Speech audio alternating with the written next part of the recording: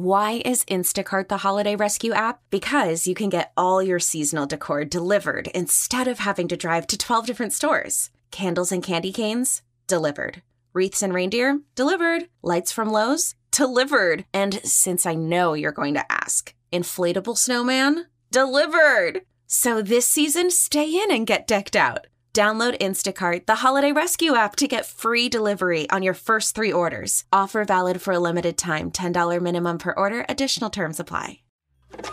Ah, the satisfying sounds of more sales in your business. And from the sound of it, your business is growing. But you shouldn't have to pay more to scale your business. With Stamps.com, you can import orders from wherever you sell online, find the lowest rates with the fastest delivery times, and instantly deliver tracking updates to your customers and stock up on supplies. Get started at Stamps.com today with code PROGRAM for a 4-week trial, free postage, and a digital scale. Showtime. Are you ready? I'm ready. Are you ready? This is the Bob and Jeff Show, starring Bob Lutz, I molded you into the man I wanted you to be. Jeff Lutz, I told you I'd give up, and I've given up. I don't want to say anything. Yes, you are correct, sir. and Jason Duda. For today, anyway. Now, if you ever get to Sexsmith, go to the bar. Because there's a bar, there's an arena, there's a curling rink, and there's a 7-Eleven, and there's the bar. It's the only 4 things that's in Sexsmith. Canada. Why? Why do we let you be a country? 97.5 and 1240 KFH. If you ask me, that stuff rots your brain.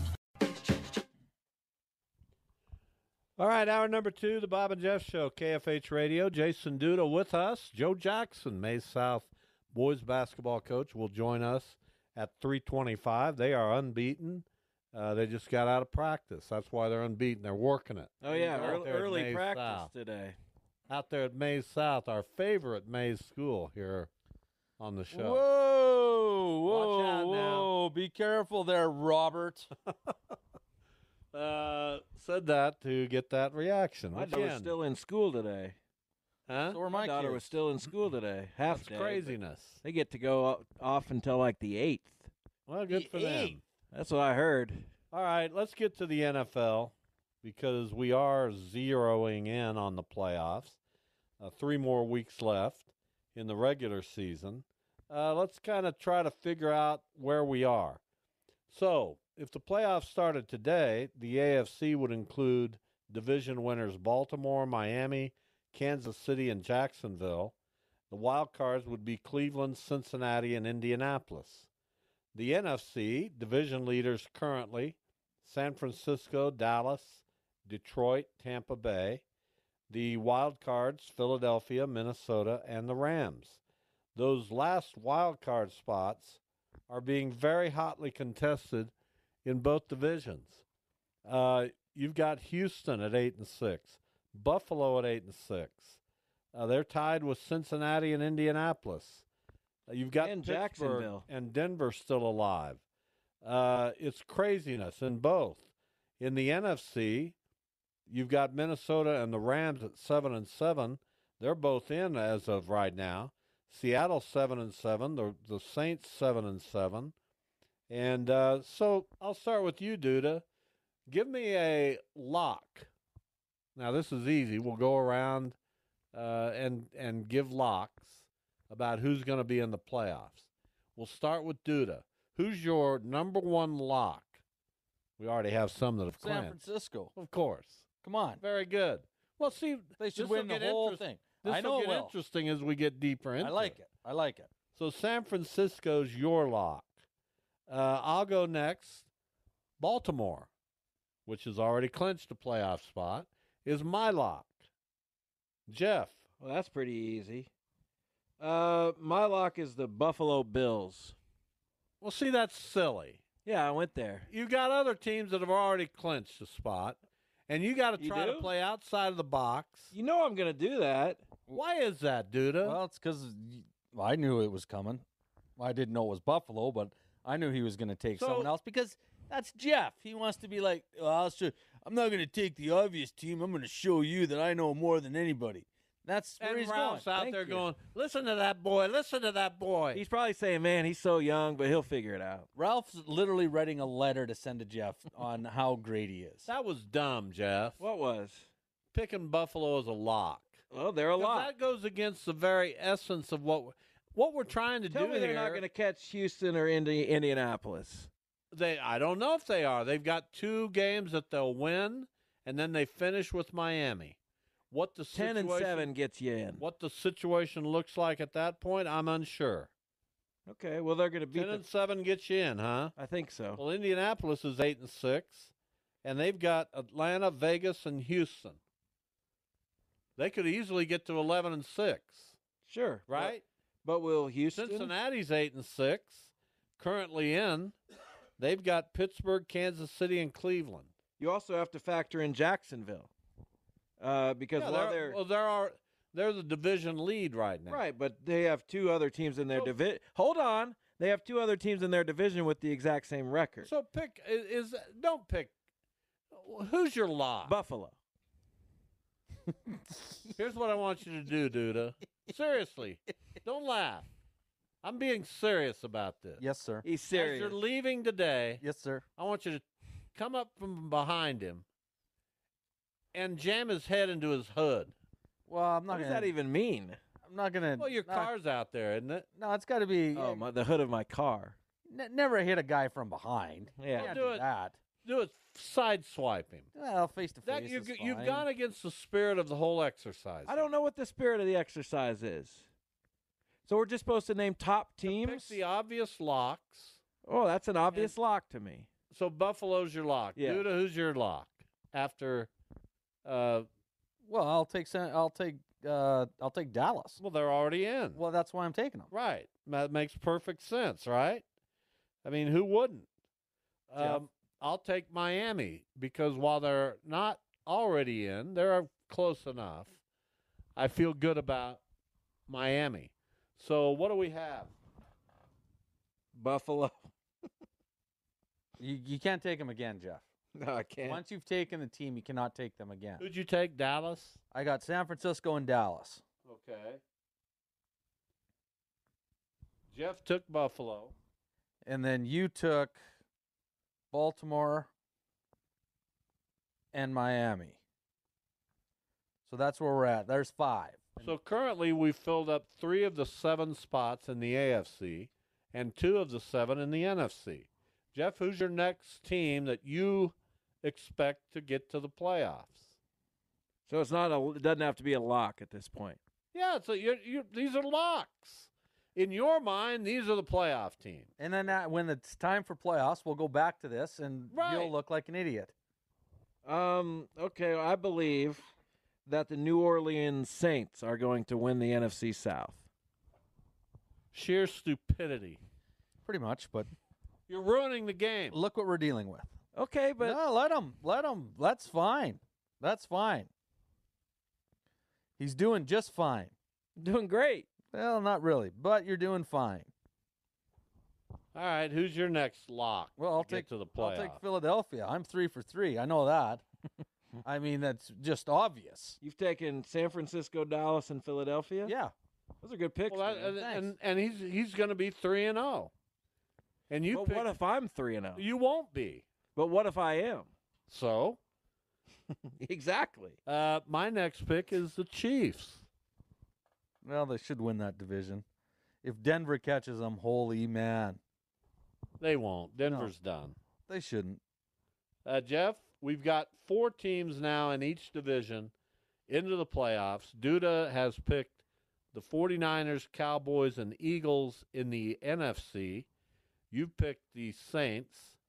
You've picked Buffalo in the AFC. I've picked Baltimore, Miami, and Kansas City in the AFC. Who's your next pick? I'm going to go with a team that finishes with the Titans, Steelers, and Cardinals to get to 10-7 and get into the playoffs, the Seattle Seahawks. You are that high on Seattle? I think they're going to get. I think obviously the Rams play the 49ers, so they're not. Oh no, I get it. I get it. They got a little bit tougher schedule, no question about it. But I don't know if I can put that much faith into Geno Smith if he comes back, and then if not, you got Drew Lock. Yeah, but the Titans, Steelers, and Cardinals have all given up. Are we pretty much okay with saying that? Well, I don't know if I'd say the Steelers have given up. They're still just not playing like they have. Who's your next lock, Duda? Now you're having to think a little. Not really. I like Detroit. How do you not take Detroit? They're going to win that division. I can't see them not winning that division. So that gives us 6 of our 7 teams in the NFC. So we have one more team to pick out of the NFC, and we have 3 more to pick out of the AFC. My next lock may surprise you, and it may not. This is getting tougher all the time. My next lock is now it's gotten tough. I believed in this team for a while now. I'm picking Houston. Whoa. Stroud might not be playing again this weekend. That's okay. I like what they've shown me. That team's got it.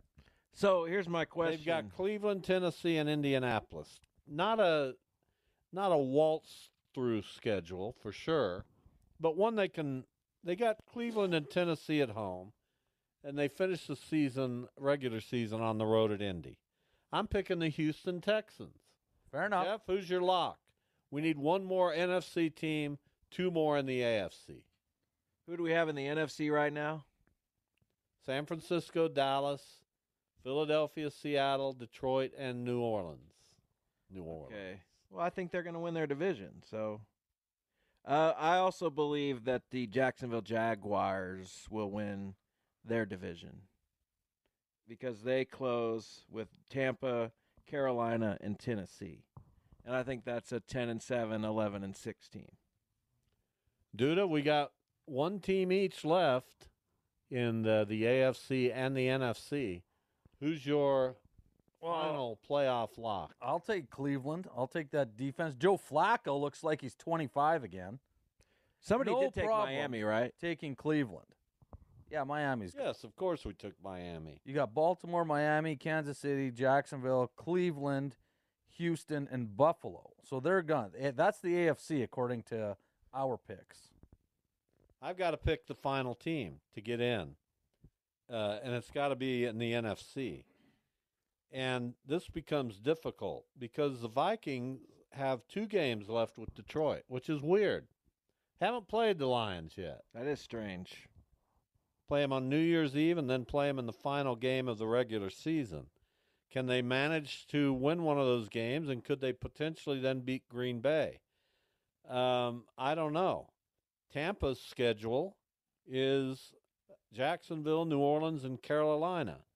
They've got Jacksonville and New Orleans at home, and they've won 3 in a row. That's not a bad pick. Tampa Bay is my pick. That's not a bad pick. They've been playing well. Rams could get there, but they have the 49ers in one of their games, so it's going to be tougher. So here's what we have. We have in the NFC, San Francisco, Dallas, New Orleans, Philadelphia, Seattle, Detroit, and Tampa Bay. In the AFC, we have Buffalo, Baltimore, Miami, the Chiefs, Houston, Jacksonville, and Cleveland. That's a presentable group of teams. I don't consider New Orleans. Well, I think New Orleans is going to win the division. Well, I think Tampa Bay is going to win the division. Okay, well, they can still both get in. Potentially. They could. There's no question about that. Minnesota having to play Detroit twice is not easy. Which is weird. And the Rams, to finish 2 out of the last 3, yeah, that is weird. Rams, 49ers, Week 18.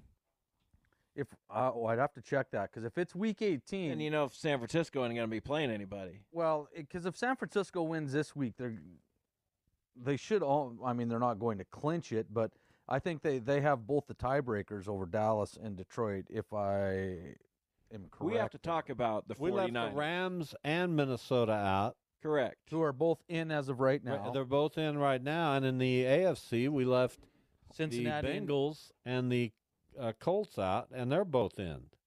I don't know. Why aren't we Cincinnati? I probably would have taken Cincinnati over Houston. They but have Pittsburgh, the Chiefs, and then they finish against Cleveland. That's tough. But Cleveland may not be playing for anything in that final weekend. Duda, what are your thoughts now? Because you absolutely railed us for calling Brock Purdy great earlier on in the season. You did. And now he is the favorite for the MVP. And I get that Christian McCaffrey is extremely valuable, as much or more to that team. But the fact is, Brock Purdy is the betting favorite for MVP. Where do you stand on that? Where's your Brock Purdy? He's calling you out. He's a good player. But I wouldn't put him in the great conversation you guys have with great players. He's played 1 year. He never loses. Is he good? Yes. But is he also a product of Kyle Shanahan? Well, and every that quarter offense? was Tom Brady a product of Bill Belichick? Well, maybe was he? Patrick Because Mahomes a product of Andy Reid? I mean, come on, man. Was Tom? Because when he left, what Belichick's done, he might not even have a job after this year. So was it, or was it Tom Brady? Of course it was. Of course they it was. work in what tandem. Way? In tandem. So it wasn't a product if they worked in tandem. Give me a break. Do I think Purdy's had a great year? Yeah. Do I put him in the class of great players that have played in the NFL after why wouldn't 20 you? games? You don't So fluke. what? No. So what into does it 20 matter? No. What does it matter how many games a lot they of guys have a great year, but are they great He's had players? 2 great years. How do you He fluke? only played 6 games in the regular And he season was last great. year? How do you fluke into what he's done? Just explain that to me. What does he have to prove? Look at the team. Look at the team around him. He's got everything around him. Every single thing. Brock Purdy has completed 69.8% of his pass attempts, which is crazy. 271 yards per game, 29 touchdowns, 7 interceptions, a 119 quarterback rating, which is astronomical. He has good players around him. So do other great quarterbacks. I don't know. You're reluctant. There's no way. You know what? I would have thought much more of you if you'd said, "Yeah, he's surprised me. He's much better than I thought he was." But this is a Jeff reaction. Is this it? Wow. Is digging in your heels with your little squirrel mustache. And it just doesn't make any sense to me. I got a grizzly bear mustache. Well, okay. That's a little different. Yeah, than we'll the go kid, with that. Than the kid over here. Purdy has been the story of the league since he started playing. He's been good. I'm not going to argue that. No, he's point. been great. But he's not one of the great players. But how do you? He's not been one of the great players of all time. He hasn't been play one of the great, but aren't great. And how do you play great for this long? It's not like this Are we talking about 1 year? Yeah, he's great this year. He is. I just said that. So everything when I started. He's good. No, before that I said he's played great. Everything he's done in the NFL has been great so far, right? It's been very good. No, it's been great. You can't Why back can't off. you go to that great word? Because I'm not going there. Has he not had a great season? He's had a great season. And he had There a you great go. He season said last it. year, right? Is he a great player? I didn't say that. Not putting him there you yet. can't have a great season without being a great player. You can have great seasons. Lots of guys can have a great season, and then they taper and they off. were a great player in that season. For a season. That doesn't mean they're going to be a great But they taper player. off because of injury for other Do you reasons. expect Brock Purdy to taper off? I don't know. We'll have to wait and see. Give him some time. Well, that's just utterly ridiculous. I don't know what you base from what I've seen, I can't say that he's going to. But I can't say that he's going to continue to be great. I don't know what you would can. What happens if Christian McCaffrey and Deebo Samuel go down? Then they get other players. Deebo Samuel did go down. Christian McCaffrey did go down. Both for a those couple. guys go down for a while. Is he going to be great? Yes. No, he'll probably be okay. Well, you could say that about any quarterback. Absolutely. That's the whole premise. I mean, not every quarterback is consistently great in every game. Of course it matters who you have around you. But if you can't admit that Brock Purdy is great this year, I That's said a shortcoming when we in your first character. started talking about this, he's having a great year. Do I think he's a great player? Not yet. Is he great this he's year? A good player. Is he great this year? He's been great this then year. He's been great. But he's On that not note, a great we'll take a player. break. That doesn't make any sense. It doesn't make any sense. You guys, you When can we have a come great back- year and not be a great player. You're a good player who had a great year this year, and since then he's been good.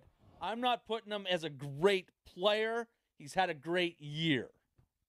Dumbest comment that we've ever had on the show. No, we're going to take a break. Joe Jackson from Mays South will join us. And I'm always tempted to ask our guests how they interpret this stuff. Well, that's good. Ask Joe. Because Ask Joe. It'll make him crazy. I hope it does. It'll make him think. We'll be back.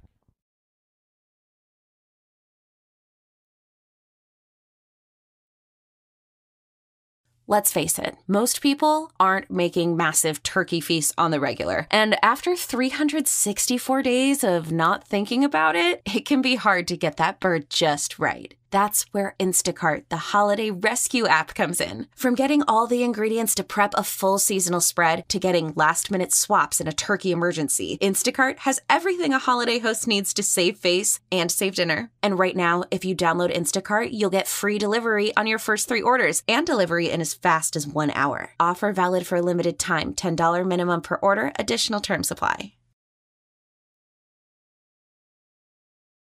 We've got Joe Jackson, the boys basketball coach at Mays South. They're coming off a big win last night against Derby. Joe, welcome. How are you? Hey, Bob. I'm doing great. How are you guys doing? We're doing well. Calm down now. You're done for a little bit. You've got your win last night. You're 5-0. I want you to slow down a little bit. Well, we're going to take about a week off here, and today was we just walked out of practice, so that was pretty good timing here. We got to practice just a little bit earlier than normal today, and it'll definitely be good to have a week off and recharge the batteries a little bit. But I'm already excited to get back in the gym again here after break and get things going. So. Yeah. Well, let me ask you, and then we'll get Jeff's question, and Jason Duda's with us as well. But you mentioned you're looking forward to a week off and that you need to recharge a little bit. But you've only played 5 games. Is this kind of an awkward time? I mean, I know this has been the case with high school basketball for a long time. But you're rolling, you're feeling good, and now you got a week off, and you don't play until after the new year. Right. We're 16 days away right now from our next game. We don't play till January 5th. It is a little bit awkward as far as, I wish Kansas would allow us to start a little bit earlier. It'd be nice if, football started a week or two earlier and we could push everything back a week or two. I feel like that's an advantage some other states around us have basketball-wise. They Oklahoma, Missouri, Texas, they're all allowed to actually start basketball significantly earlier than we are. We had a really big win against North Kansas City here on Saturday. Ed Fritz, a legendary coach, was at Blue Vine Northwest, won 5 state titles there. That was a really good team down here, but Ed was telling me before the game, they were able to actually do two practices per week with their non-football and non-fall sports guys. Clear back in October. So, that would be awesome if Kansas was allowed to do something like that. And I'd be good if they'd even let coaches, supervise an open gym in the preseason. I know our new basketball director, Kyle Doporowski with Keisha, I feel like he's pretty progressive. He's doing a good job, as far as at least considering some rule changes. It looks like there's a good chance we're going to get a shot clock added next year. And so, overall, I think there are some positive changes coming, but one of the things that's kind of cool is, Missouri's not required to take 5 days off, and they always have a Christmas tournament up there every year. And a few years ago, I drove up to Kansas City just to watch some high school basketball, a couple days after Christmas while we're still sitting on break. And so that would be kind of nice to be able to do some things like that in Kansas as well. I'm not saying we shouldn't be taking Christmas on and Christmas Eve off and things like that. I think there's definitely value in giving our guys a little break, but there's definitely some states around us that have been a little more progressive in that regard. So, we talked to you before the season started. We talked about the expectations, team expectations, individual player expectations, and now you're 5-0 with some really big wins. If there was an RPI in high school basketball, you'd be obviously right up there. So how do you feel like your team has handled those expectations so far? So far, I've really been proud of the way we've stepped onto the court and competed each night. Our guys would be the first to tell you I was a little bit upset yesterday. I didn't think our walkthrough, before Derby went very well. I didn't think we were very focused, and we got onto our guys a little bit, and we even went through and clipped out several things of us not experiencing success to show the guys right before the game to try to get us locked in, and we came out and Coach Flory's got a really good team. We're just we're fortunate right now. This is the biggest team size-wise I've ever coached. We've got really, really good senior leadership, and this is just a fun group of guys to be around. I'm trying to enjoy every moment with our guys and make the most of it. And groups like this don't come around every year, and so it's definitely a special group, and they've done an excellent job kind of handling expectations. And as the season goes on, I think that's going to get higher and higher. There's going to be a little bit more pressure on later in the year, and that's great. We welcome that, and we've done a lot of work here. A couple weeks ago, I was on with Jeff and Duda here, and we're doing like a mental minute every week and just working on mental toughness. Coach Preston's with been doing Jeff and Duda. Job. Jeff and Duda I'm had me on surprised here. you could do a minute of mental with them. Huh? Oh man, no. So that's been great for our guys though too. I think just the mental toughness side, the focus, all the things that go along with that, are so important. And we talk to our guys. Being mentally tough isn't going to guarantee you're going to win a state championship, but not being mentally tough is going to guarantee you're not. And so that's one of the things we address with our guys a lot as well. And we just got a great group of guys right now. They've been a lot of fun to be around, and again, we're just we're trying to to enjoy this as we go. Coach, this is obviously a little bit down the road, but we've talked about this many times on the show about the shot clock and implementing it here. How is that going to change things for you? Do you like it? I personally like the idea of the shot clock, but where do you see it as a coach? I am 100% for the shot clock.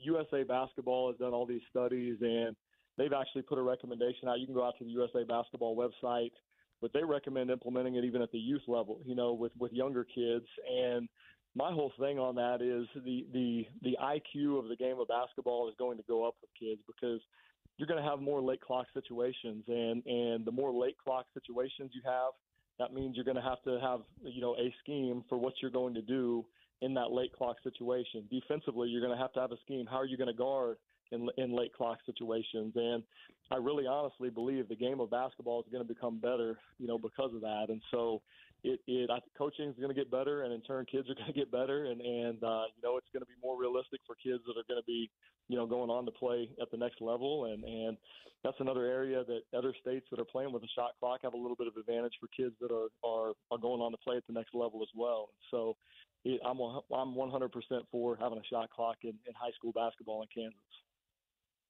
So yeah, basketball's played with a shot clock now. That's the way the game is played.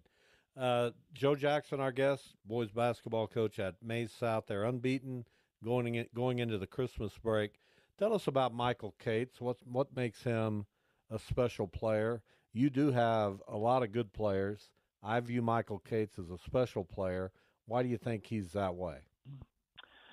Well, I think Michael, he's special because of his work ethic. I mean, that young man has been a gym rat since he's, I think I first met him when he was maybe a third grader or something along those lines, second or third grade, and saw him at some youth basketball stuff. And in fact, one of our former East kids, when I was at East, his father was coaching Michael's younger team at that time, so I got to see some of them, at that particular time. And I mean, Michael is he's incredibly skilled, and that's a testament to his work ethic in the gym. I would say he's going to have a shot to go down as the best shooter I've ever coached. He was 5 for 6 from the 3-point line last night. You know, and it you know, when the ball's going in the basket, your team looks pretty good. You know, it's one of those things. And so that's a luxury having Michael out there. He's commanding a lot of double teams from people, you know. Andover Central game 1, they're running 2 defenders at him the entire game, and you know, Michael didn't score as much that night, but he made the right plays, and you know, teams are with the size we have, especially now, you know, when we get out of a trap and we're playing 4-on-3 on the rest of the court with pretty good sized guys, that's been an advantage to us as well. So, you know, when teams try to take Michael out of the picture, that you know, kind of plays into what we're doing as well, and you know, it's just he's a special kid. He's got great leadership. He's in the gym nonstop. His even in, you know, in times that we can't be in the gym because of CASA restrictions, you know, his dad's got him in the gym working, and they are, you know, they put in an absolute incredible amount of work. And Michael's recruitment's starting to pick up, and I think he's going to be the beneficiary of a lot of hard work over the years here real soon. So, Coach, when we had you on a few weeks ago, I don't think I asked you about Ron Allen, but even if I did, I'll ask you about him again. A guy you worked with at Wichita East. I think you were his successor. So what does a community like Wichita lose when we lose a guy like Ron Allen? Well, that's a great question, and you know, God rest Coach Allen's soul. That I would not be where I'm at today without the influence of Coach Allen. And he took a shot on me as a young kid from Northwest Kansas and allowed me to come in and be an assistant for him. You know, I was his assistant for 3 years, and I just tried to show up and work hard for him every day. I learned so many life lessons and basketball lessons both, you know, working under his tutelage for those 3 years. Some of my favorite memories with Coach Allen is just going to his office.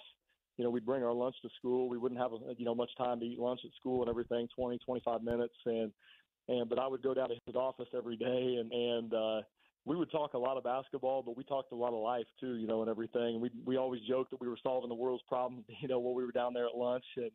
But Coach Allen was a tremendous father figure to so many young men in the community, and a lot of them played basketball for him. A lot of them were his students. Some of them were, you know, kids that he taught at Sunday school, at church. I mean, he was just an absolute incredible role model. And his influence is so far-reaching. I mean, it would be absolutely impossible to measure the impact that Coach Allen has had on the community of Wichita as a whole. He's touched so many lives, and you know, he continues to do so. You know, his oldest son, RJ, is the head coach at Newman University, and so his legacy is living on and reaching a lot of college kids. And then his younger son, AJ, is actually our freshman coach here at Maize South. AJ's coaching with us, and you know, he's done a great job. Our freshman got a really good win last night, and AJ's impacting a lot of guys as well. And I wouldn't be where I'm at today or doing what I'm doing today without Coach Allen's influence. Joe Jackson has been our guest. He's the boys coach at Maize South. They beat Derby last night, 79-56. You got another tough one coming up after the break, January 5th at home against Hutchinson. Joe, thanks. We appreciate your time. Good luck. Have a happy holiday. Hey, you guys as well. Merry Christmas, happy holidays. I'm still waiting on Jeff to get that 10-day contract in the NBA. I know it's coming. So one of the best shooters you've ever seen, right? That's self-proclaimed. Right. Absolutely. So I think he made 9 out of 50. That was pretty impressive. Coach, he doesn't need any more help today. That's Thanks, right. Joe. That's right. So, hey, guys, take care. Happy holidays. We'll see you. All right, there you go. Man, save some of this for my birthday tomorrow, fellas. I mean, is it a roast, or I'm going to be there to eat Kobe No, I'm just steak. saying, like, Ralph gave me love, Joe Jackson. I mean, tomorrow's kind of the day for that, but it's not Did that you sense that was love from not Joe that I don't Jackson? appreciate it. Absolutely not. Joe was looking for the exact reaction he got from me and Duda. I don't think so. That wasn't listen, I love Joe, and he's a great guy. He hung up the phone and just started chuckling. That was said to, I want these guys to attack Jeff. I'm going to mention something about a ridiculous 10-day NBA contract, and his dad will jump on it, and I'll get some entertainment out of it. I don't think Joe is that type of person. Oh, yeah, he is. Oh, yeah. I don't think there's guaranteed. I don't think there's a mean bone in Joe Jackson's body. Time for a break. We'll be back. We've got a full segment left before we bid you adieu. tomorrow, Jason Duda here again for the three-man booth. And listener Hunter Flanagan will join us at 3 o'clock tomorrow. He participated in a contest to get some airtime on this show with me. So we look forward to that. But I'm just guessing. You started the show in kind of a sour and now I'm really mood, cheered. and now you're ending it in that way. And how am I in a sour mood? I'd just like to know what's going on. Nothing's going on. Well, even Jason picks up on it. Do you? Oh, absolutely. Even you can't really detect all out. I got any it kind of psychology or. See, now he's insulting you. No, I was finishing your thought because that's what it sounded like. Oh, so you're both insulting. Well, that's all right. I'm okay with that. I mean, I insult everybody, and what's it gotten me in life? Not a lot. You down here in the basement with us. Yeah, I'm 68 years old. I'm doing a rinky-dink show with two guys who don't know their, whatever. So we're finally pushing. So we're finally pushing this podcast out, Channel 12. What podcast? None of us know anything about it. I'm doing with Channel exactly. I'm doing with Channel 12, and for some reason I get very nervous before the interviews. Why? Well, have you done an interview? Yeah, I've done several. You have? Yeah, you've heard them. Paul White. Oh, well, I mean, on the newest version of the podcast. No. Well, I did one last week with Kevin Saul that was unusable. And when do you do your next one? Tomorrow with Kevin Saul. Why was the last one unusable? There's some technical problems. My mic didn't work or something. Technical problems. That's all you need to say. Well, I like being honest. Well, hopefully, hopefully everything works tomorrow. Have you tested it? I'm not worried about that. Have the engineers been in? There's no engineers. I mean, it's just a board that I'll have help, so I'm not worried about it. But I get nervous about the interviews themselves. I feel like I'm going to be exposed as the awkward person, bad at small talk that I am, and I just feel like everyone's going to... Well, if you're a trained journalist, which you are... I know I can ask the questions. I'm not worried. But just the, hey, and... No, there's no hey. And ending the show. If you ever start a question with, hey... I don't know how to end the pod. I'm not talking about the pre-show small talk. Ending the show, I'm terrible at. I don't know what to say at the end. Work on it. When the interview's over. My God. It's been really good learning more about you, Kevin. Thanks for coming in today. We really appreciate it. We'll be following the progress of Shocker Athletics under your leadership. Thanks again. That's Jeff Lutz, KWCH. What's hard about that? I'm awkward. Was that awkward, dude? No. I didn't say you're awkward. I said I'm awkward. I know, but he just told you how to do it. And it'll sound awkward. Oh, Cakes Kevin will be following the direction. Did I use a strange voice? Yes, you used that very. I did. You used your Walter Cronkite voice. Well, the Mr. Kennedy is on the way to the hospital, and no, he didn't, Jeff. Very serious. So this is now you're lashing out at me for trying to help you. I use the same voice I always use. Did he? Yes. Duda. Sorry, man. You know me. I don't need to pick sides, so I just tell you like it is. I mean, either you're a broadcaster or you're not. I'm not worried about that. Obviously, my questions are going to be impeccable. Well, the part of broadcasting is to have an intro, a way to get into it. I know how to get into it. A way to end it. Not sure about that. A way to not look like a doofus. And one of the ways you can do that is to shave off that mustache. It's not funny, but it is. Shut up. Well, I'm just saying it's not funny, but it kind of is. I mean, it's getting just ripped on Twitter. No, it's not. Is it really? No. Did you post that thing on Twitter? We did post it on Twitter. And what are some of the words used to describe it? Is there any that would be interesting? Obviously the squirrel we've already used, but muskrat love. Muskrat love. That's not bad. No one said that. That's not bad. You can walk out of here being muskrat love. That might be a good nickname for him right now. Well, we could play the Captain and Tennille song. I don't understand the name of that song. Why do they sing about muskrat love? In the 70s, everything was influenced by drugs. Muskrat love. Muskrat love. Look, man, there's some muskrats out there loving. I think I'll write a song about it. You know, that's how the 70s worked. I guess so. If you lived in an area where there were muskrats, sometimes you're going to see some love. That's just nature's course. Right. And if you're sitting inside by a raging fire and you're drinking a little cider, why not write a song called Muskrat Love? You'd be crazy not to. Can we have no guests tomorrow? Like, this is good stuff. 3 of us. It's good stuff. 3 of us? Yeah, there's 3 of us here. Right. I wouldn't quite go to this good stuff from all 3 of us. Well, if you are that down on your performance, then maybe you don't need to be here tomorrow. Thanks for listening, everyone. We will be here tomorrow. Hunter Flanagan, a contest winner, will join the show. We'll make picks, and we'll do some other things with the 3-man booth. Take care.